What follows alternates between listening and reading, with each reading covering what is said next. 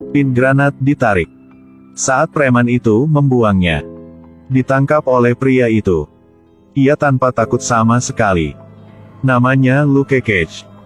Memiliki kulit terkeras di dunia. Peluru yang mengenainya akan kehilangan kekuatan aslinya. Tidak hanya itu, dia juga memiliki kekuatan yang luar biasa. Dapat langsung menekuk pistol. Jadi bagaimana dia memiliki kekuatan yang luar biasa ini? Dulunya, dia pernah di penjara. Sipir sangat sombong dan jahat. Luke Cage tidak takut mati dan selalu menentangnya. Hasilnya, Luke Cage dipukul hingga harus ke rumah sakit. Dokter mendiagnosis dia akan mati. Kemudian dia membawanya untuk percobaan. Tepat pada saat ini, sipir datang ke sana.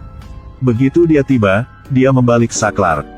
Menyesuaikan suhu di bejana uji dan data secara maksimal. Ia pikir ia akan bisa menyiksa Luke Cage.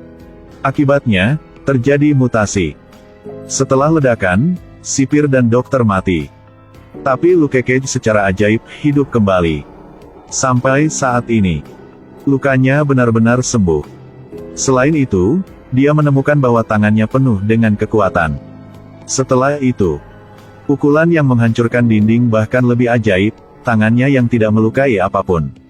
Begitu saja, dinding tembaga dan dinding besi dihancurkan olehnya. Ia mengambil kesempatan untuk melarikan diri, agar tidak ketahuan oleh orang lain. Dia bekerja di toko tukang cukur teman bernama Jack. Sampai malam itu, ada beberapa preman masuk ke restoran Cina. Mereka menuntut biaya perlindungan dari wanita Cina. Luke Cage kebetulan lewat. Ia menyarankan orang-orang untuk meninggalkan dengan cepat. Setelah preman mendengarnya, dia marah banget. Menghadapi ancaman dari pria kekar, Luke Cage hanya bilang 5 kata. Kalau nggak setuju meninggalkan, kamu akan mati. Setelah mengatakan, tongkat bisbol tiba-tiba bergegas. Luke Cage mengangkat tangannya untuk memblokir. Lalu melempar lawan ke dinding. Pria botak berdiri. Dia meninju wajah Cage. Akibatnya tulang tangan patah. Jeritan-jeritan berteriak di seluruh ruangan. Akibatnya, dia dibuang seperti sampah oleh Luke Cage. Ketika kaki tangannya melihat itu, mereka mengeluarkan senjata. Tapi setelah tembakan pertama, preman yang tersisa tercengang. Luke Cage tak hanya tidak terluka, dia bisa menangkap peluru dengan tangan. Apakah kamu mau mencoba lagi? Aku nggak tahu apapun. Saat ini Luke Cage masih belum tahu apapun. Ia telah mencolek seseorang yang seharusnya tidak boleh dicolek. Dia harus menghadapi amukan balas dendam. Pria itu menggunakan tangannya untuk melepas pintu mobil dan masuk ke markas gangster lokal terbesar. Ia mau membunuhnya, karena teman sahabatnya dibunuh. Waktu kembali 1 hari yang lalu. Beberapa preman Inggris masuk ke tempat pangkas rambut tempat dia bekerja. Pemimpinnya adalah gangster ular. Dan preman yang memungut bayaran di restoran Cina adalah bawahannya. Saat dia mencukur, ia telah memperingatkan Luke Cage. Jangan banyak bicara. Lalu ia meninggalkan. Hasilnya, Luke Cage nggak boleh mereka meninggalkan karena belum membayar setelah bercukur. Bawahannya sangat sombong. Langsung membuang uang ke tanah. Tindakan ini berarti Luke Cage akan menghadapi dengan masalah yang besar.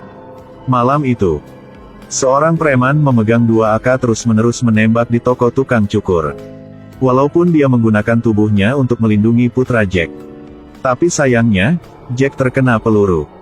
Untuk melindungi bocah itu, Luke Cage tidak berani bertindak gegabah. Ia berpura-pura mati. Para gangster menembaki toko tukang cukur selama 5 menit. Bahkan merampok ransel. Itu tabungan hidup Jack. Setelah itu, para gangster meninggalkan.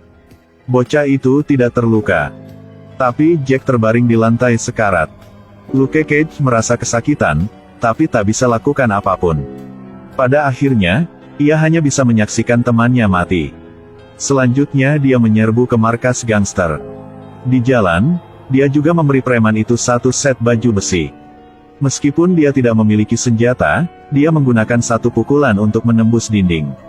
Mengambil 1 batang baja untuk melanjutkan balas dendam. Para preman di depannya tidak lebih dari sekelompok bajingan baginya. Untuk mengakhiri semuanya secepat, Luke Cage mengambil sofa dan menghancurkan semuanya. Menghadapi rentetan tembakan, Luke Cage masih tidak terluka dan bisa menghindari semua peluru. Preman ketakutan menangis huhu. Luke Cage langsung memukulnya, lalu menendang ke gerbang besi. Di dalamnya ada brankas emas bos gangster. Luke Cage tidak ragu untuk merampok brankas emas.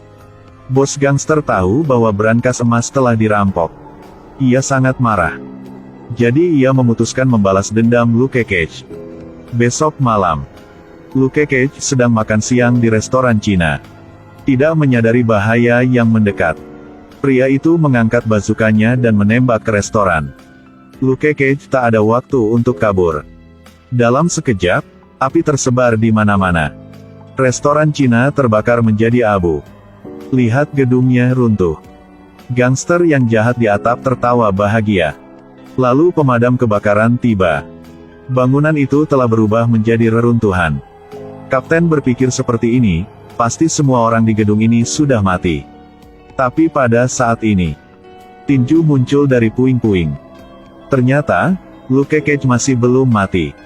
Apalagi, dia juga menyelamatkan pemilik restoran. Mengejutkan semua orang yang hadir di tempat kejadian. Keesokan harinya Luke Cage masuk ke markas bos gangster. Beberapa bawahan segera mengelilinginya. Salah satu dari mereka mengangkat senjatanya dan menembak.